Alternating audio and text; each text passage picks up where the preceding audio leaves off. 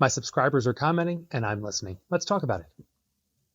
Hello everybody, Joe Wirbick coming at you. And today I would like to respond to my commenters, and I appreciate it so much. Not only do I appreciate all the people who are watching my videos, the people who are subscribing to my videos, and the people who are taking the time to comment. Thank you very much. It means a lot to me, and I would like a few minutes to respond. First off, I've been getting some wonderful comments. You know, the thank yous, the I never heard this before, this is great information. I've also been getting some angry comments, which I expect this. You know, the positive and the negative, bring it on. I really appreciate it. One of the most recent comments to my should I take Social Security at age 62 was, yes, I will at age 61. Well, unfortunately, you're not allowed to take Social Security at age 61. You have to wait until you're 62 unless you are disabled, which you can file for Social Security if you are disabled.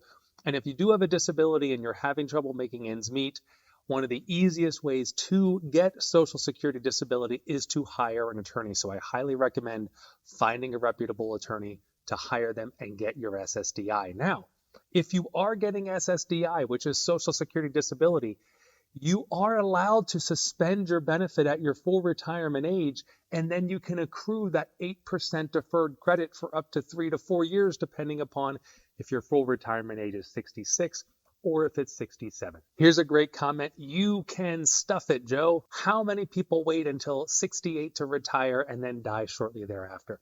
So if you watch my video, one of the comments I made, and I want you to get this, is that I'm not asking you to work beyond 62. I'm not saying that you should work to 67 or until 70.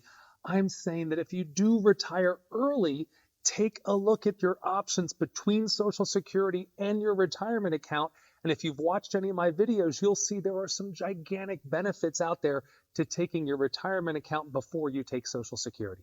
Here's a commenter who said, if you know what you're doing, take it at 62 and invest every single penny of it. Now, it's very interesting that you say that. Number one, if you take Social Security at age 62 and you're still working, every penny you earn above this amount, you lose some of your Social Security benefits. So for every $2 you earn above that amount, they take away $1. So if you're earning more than this amount, you're not going to get any Social Security income. So I'm trying to figure out, if you're still working, why you would want to take Social Security and then try to invest it, because my thought would be, if you're taking Social Security at 62, you need that money.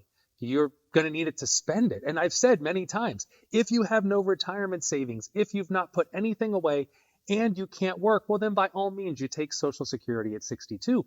But if you're still working, you can't take Social Security at 62 if your earnings are above this amount. So number one, that would make it very difficult. Number two, the break even is around 77 to 78 years of age. And I know in my video I say I don't want to discuss break even.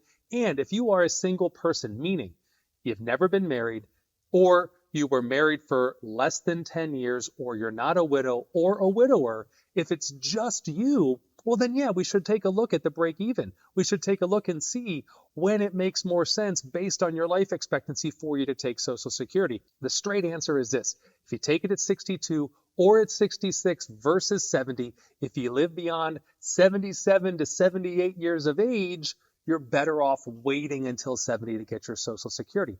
Now, if you have bad health, if you have bad genes, if it doesn't look like you're going to make it beyond 78, then by all means, you should take Social Security early. But here's where I have an advantage over most of my listeners. I may not look it, but I've been a practicing financial advisor for over 23 years. I've successfully helped well over 500 people retire, and I listen to my clients. I hear the positives and the negatives, and I will tell you this: every single client I've talked to who took Social Security before they met me and they took it at age 62, once they hit their 70s, once they hit their 80s, they all say it was the biggest mistake of their life that they took Social Security early. So I'm just here to tell you that if you are a single person, look at the break even, look at how much money you have invested. Don't just take Social Security because everybody else is telling you to do that. Here's another subscriber saying, if you don't need it, take it anyway and invest, as you can do better. Also, the total sum you get until 77.5 is the same no matter when you take it. So if your fun years are before 77.5, take the money to spend or invest Any other advice is disingenuous. I don't believe that the advice I'm giving is disingenuous. I think I'm trying to help people. And really, it doesn't make a difference to me if you take it at 62 or 67 or 70. I'm just trying to help you. And he is actually correct that the amount you receive up until 77 and a half, about 78, is the same amount. But if I were a betting man, I would bet on Social Security outlasting my investments. Here's another commenter saying, take it at 62 and invest it all. 8.1% dividend and money doubles in a little over 7 years, rule of 72.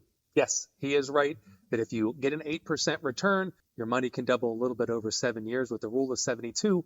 But historically speaking, individual investors are terrible at managing their own money. Dalbar does a study every single year, and we've seen that individual investors have averaged just under 6%, not over 8%. So don't rely on your ability to invest money. When Social Security is guaranteeing you that income for life, you don't have to worry about it. So let's run an example. Let's take a married couple, because as I said, if you are a single person, we can talk about your life expectancy. But if you're married, you have two people you have to worry about. So in this illustration, I'm showing a married couple. Both of them made about $45,000 over their lifetime.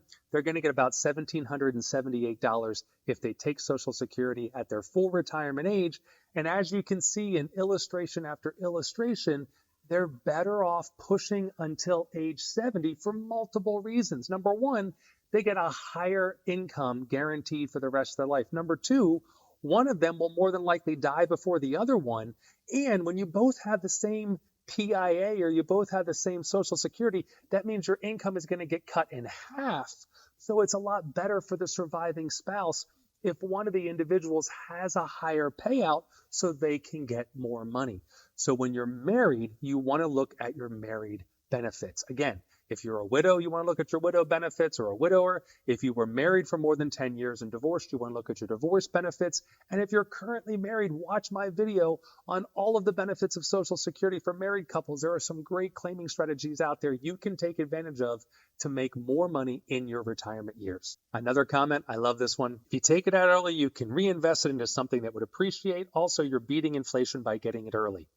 This young buck doing the video just wants to make sure that he has Social Security when the time arrives. Great comment. I love it. Number one, thank you for calling me a young buck. I'm 46 years old. And as I said, I've been doing this for 23 years.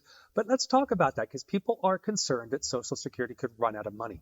Social Security pays out of the OASDI trust fund. This is basically a fund that accumulates assets in order to pay out Social Security benefits.